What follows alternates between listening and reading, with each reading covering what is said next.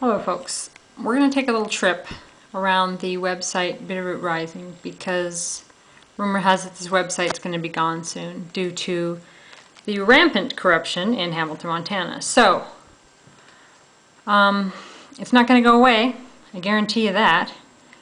There's too much good information here and I don't want to see it go away. So, I'm going to show you some stuff. Alright, well, George Corn has been fired by the voters. Doesn't really mean that corruption is cleaned up in Hamilton, that's for sure. We will be keeping an eye on Mr. Fulbright.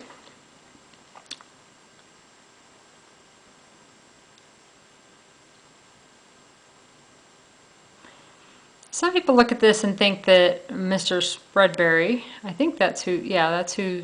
I think there's more than one person that writes this blog, this site, but some of it seems over the top to some people, but you don't really get it unless you've been put through this kind of corruption. So, you know, Corn's tear, well, if you've had it ruin your life, that is the way you look at it. So.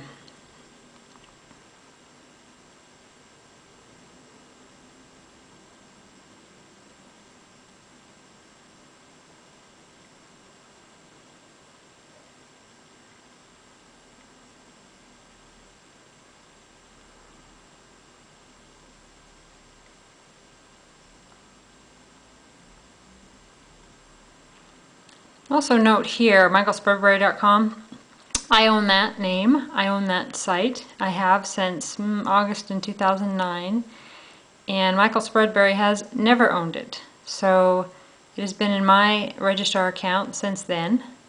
If any Hamilton court would like to subpoena any information, I can tell you how. Of course, you're not necessarily open to hearing anything on that. Okay. Now this issue with the librarian, you can see at nansuroddy.com, hamiltonmontananews.net. There was a trespassing charge to Michael Spreadberry, and it turned into a really big deal, all to hide a letter to the United States President.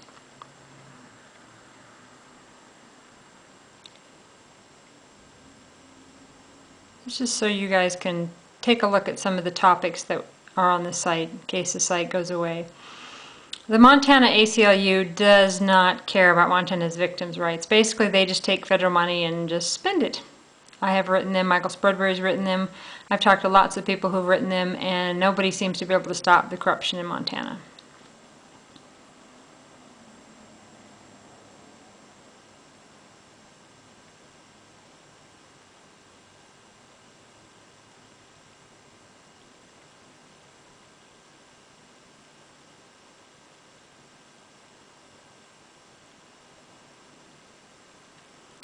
If you guys have not seen Beneath the Beauty, go to beneaththebeauty.com and see it in your best interest.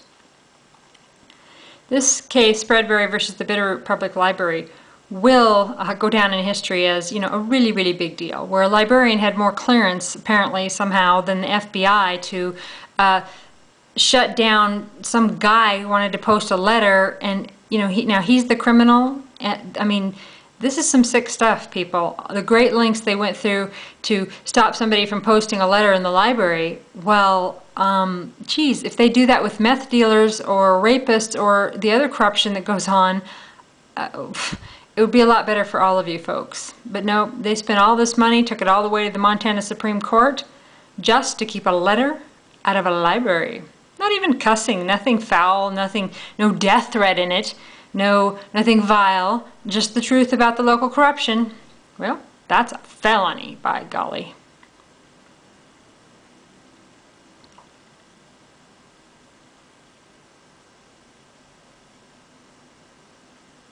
This is Michael Spreadberry's FEMA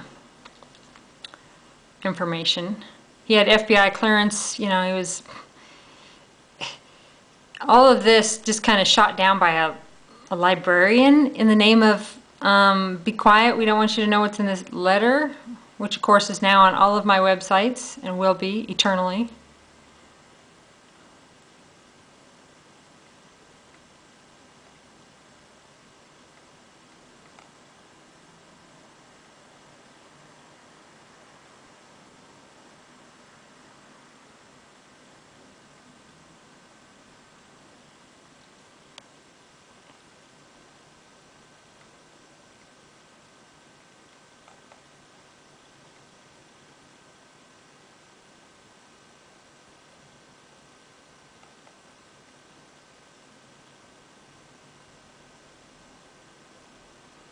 This stuff here will be posted at georgecorn.com. Just because he's voted out does not mean that I'm going to drop that site. And I'm going to keep an eye on whatever else he's doing in Montana. He should not be an attorney. Of course, there's a lot of corrupt attorneys in Montana. Apparently the good ones are afraid to do business because they get run out.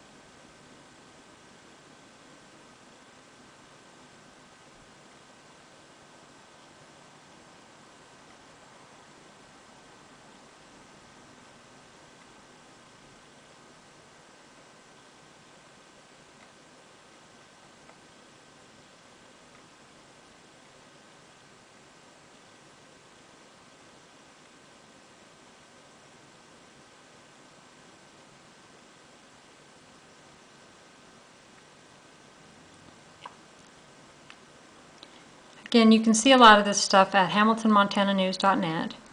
I will also be putting it on michaelsprudbury.com and lots of my Montana sites. And this is nansuroddy.com I'm going to be posting stuff there. robinclute.com, just to try to attempt to keep accountability and transparency within the lack of justice system in Hamilton, Montana.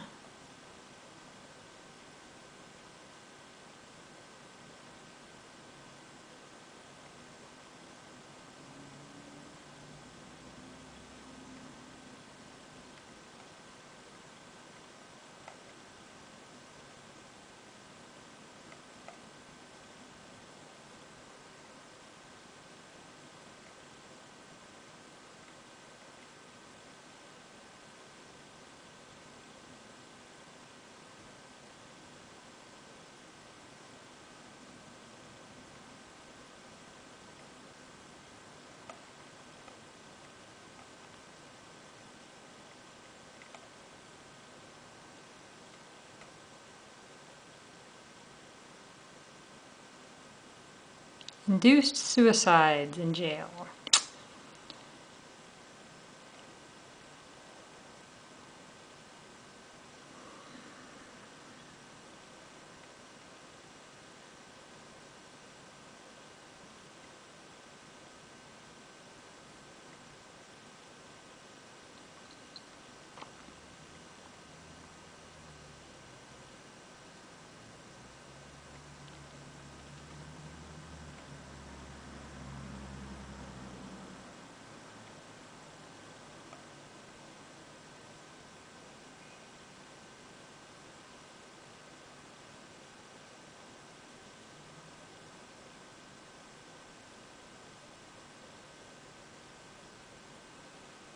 Raleigh Republic. The newspaper chain corruptly posts the wrong news, put it out in their newspaper. They're not liable. They do whatever the county corruption tells them to do, bought and paid for. Even the newspapers that aren't of the lead newspaper chain, like the Tobacco Valley News in Eureka, they flat out lie, and they admit that it's the money, it's the ad dollars, that they have to go by, right? So, I mean, that's what keeps them in business.